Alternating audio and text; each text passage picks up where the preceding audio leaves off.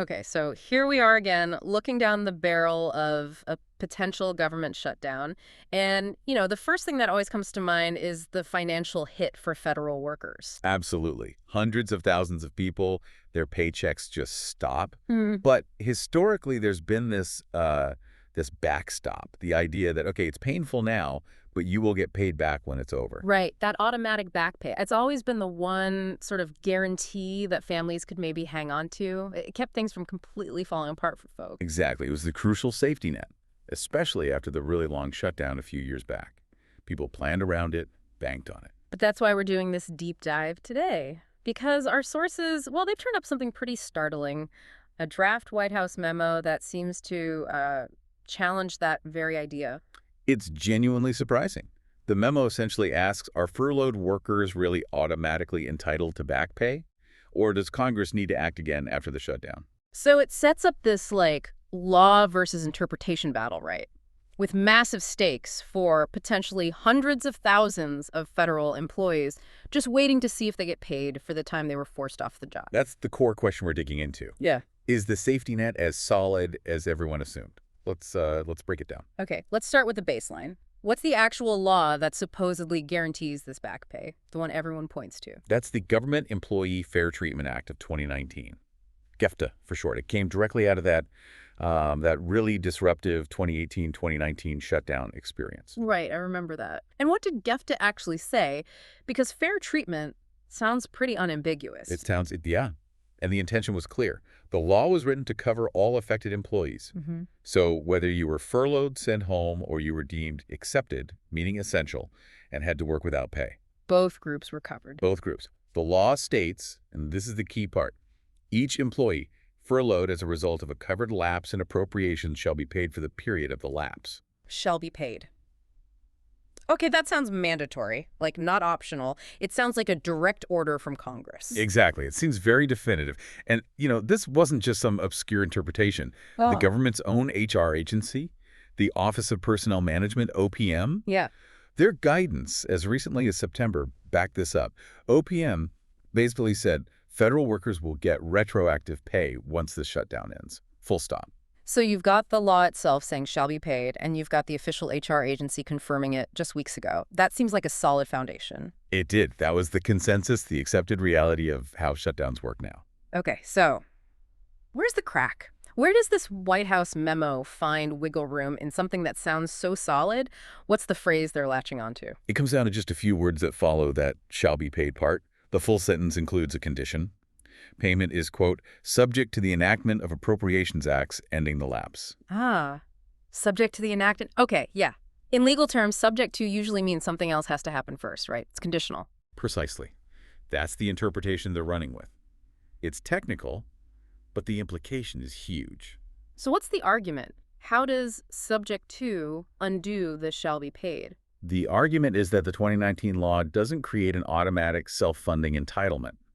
Instead, they argue, it means Congress has to specifically pass legislation to fund the back pay after the shutdown is over.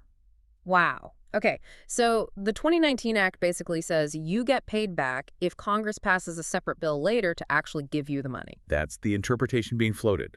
It turns what everyone thought was a guarantee into, well, another legislative hurdle, another vote that has to happen. And I can immediately see the political leverage there. If back pay isn't automatic, the pressure on lawmakers to end the shutdown becomes immense, doesn't it? Immense, because now they aren't just voting to reopen agencies. They're voting on whether potentially hundreds of thousands of people get paid for lost time, people who might be facing, real financial hardship. It becomes a massive bargaining chip. Yeah. You can see how that might encourage the Senate to pass whatever short-term funding bill is on the table, maybe the one favored by the White House or House leadership. That seems to be the strategic thinking, yeah.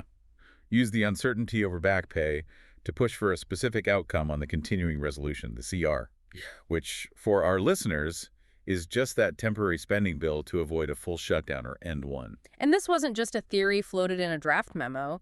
Our sources show this thinking actually started showing up in, official public documents. Yeah, this is fascinating. Thanks to outlets like Government Executive using web archives like the Wayback Machine, you can actually see the White House's own FAQ page changing over time. Really? What did it say initially? The September version was totally in line with the old understanding. It mentioned the 2019 Act, JIFA, and explicitly said, quote, furloughed and accepted employees will be paid retroactively. Clear as day. Okay. And then, And then in a later version, that reference to the 2019 law, gone, wiped. And the language got, well, carefully tweaked. The new version only explicitly says that accepted employees, the ones working without pay, are entitled to back pay. The specific mention of back pay for furloughed employees vanished. whoa, that's not subtle. Removing the guarantee for the largest group, the furloughed workers, while keeping it for the essential ones, that feels very deliberate. It certainly looks like a strategic edit, creating ambiguity where there used to be certainty, and then you layer on President Trump's own comments. Right? The sources mentioned his remarks complicated things even further. What did he say? He didn't just stick to the legal interpretation. When asked about it, he said something like, I would say it depends on who we're talking about, which is already a bit concerning. Depends on who. That sounds subjective. It gets more pointed. He apparently added, there are some people that really don't deserve to be taken care of, and we'll take care of them in a different way. Hold on, don't deserve. So this isn't just about how the funding works anymore. This introduces the idea that maybe some federal employees, based on some criteria, just don't merit getting their back pay. That's certainly how it sounds. It shifts the ground from a legal, procedural question, does the law require another vote, to a political judgment call about who's deserving. Mm-hmm. You can imagine how federal unions reacted to that. Oh, I bet. That feels like a direct threat to the idea of impartial government service. So the union reaction must have been strong. What did AFGE, the big federal employee union, say? Their president, Everett Kelly, came out swinging, called the memo an obvious misinterpretation of the law. He was very direct, saying employee livelihoods are not bargaining chips. Understandable. For the average worker, this isn't abstract legal theory. It's about rent, mortgages, groceries. Exactly. It's an immediate financial threat based on what seemed like settled law. So how did this play out on Capitol Hill? Did Republican leaders acknowledge this interpretation, this potential loophole? It was a bit of a mixed bag, according to the sources. House Speaker Mike Johnson, he sort of acknowledged the legal argument existed. He mentioned being aware of legal analysts questioning the automatic nature of back pay. So he knew the challenge was being discussed. Right. Though he added, he personally hoped workers would get paid back eventually. So acknowledging the legal question, but maybe distancing himself from the political implication. Okay. And what about the Senate side? John Thune, the majority leader. His reaction was quite different, almost dismissive. He said he wasn't even familiar with the 2019 law itself. Really? The law passed specifically to address this? Yeah. He called the whole back pay question a non-issue and basically just assumed open the government, people will get paid.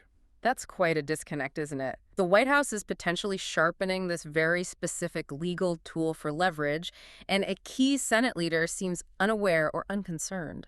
It highlights a potential blind spot, maybe, or perhaps just confidence that politically denying back pay would be untenable in the end. But it certainly shows not everyone was on the same page about the seriousness of this memo's interpretation. And all this uncertainty is happening while the actual legislative process is completely stuck. Senate rejected both parties' short-term funding bills. Total gridlock. And it's not just about the basic funding levels. There are other fights layered on top, like Democrats pushing to extend Affordable Care Act subsidies as part of any deal. So more complications, making a clean resolution even harder. Exactly. Every extra demand makes it tougher to just pass a simple bill to reopen the government and potentially fix this back pay issue. Okay, but let's talk about that fix. Because there is a way out, right? Even if you accept the White House's narrow reading of subject to the enactment, Congress can still solve this. Oh, absolutely. That's the crucial safety valve here. Congress has the power of the purse. They can simply write explicit language into whatever bill does eventually pass to reopen the government. They can just say, and by the way, everyone gets back pay under the 2019 Act, funding hereby appropriated. Pretty much. They can close the loophole the memo tries to open. The real question is when they do that. Do they let the uncertainty linger as a pressure tactic before finally adding that language? That's the political calculation. So, wrapping this all together then, we've got what looked like a solid legal guarantee for back pay in the 2019 Act. The shall be paid part. Right. But then comes this very technical, maybe even opportunistic, legal reading focusing on subject to the enactment. Which the White House memo uses to argue, hey, you need another vote for this money. And the clear political goal seems to be forcing a quicker end to the shutdown. likely on terms favorable to those wielding this interpretation. It transforms basic compensation, someone's salary for their public service, into just another piece on the chessboard in these high-stakes funding fights. It really shows how these Washington battles aren't just abstract. They drill right down into the details of law and exploit any ambiguity they can find. It's strategy built on fine print. Which leaves us, and you the listener, with a pretty provocative thought, I think. We see these huge laws passed, acts of Congress addressing major issues like government shutdowns. Yeah, big efforts, lots of debate. But then, the addition or interpretation of just a few seemingly minor words like subject to the enactment of appropriations can suddenly pull the rug out from under the core promise of that law. It can destabilize protections for thousands. It's a stark reminder, isn't it? That in the architecture of law and policy, sometimes the smallest phrases, the conditional clauses tucked away, hold enormous power. They can be the difference between security and uncertainty for countless people, all hinging on the next political maneuver. That nuance is often where the real fight happens.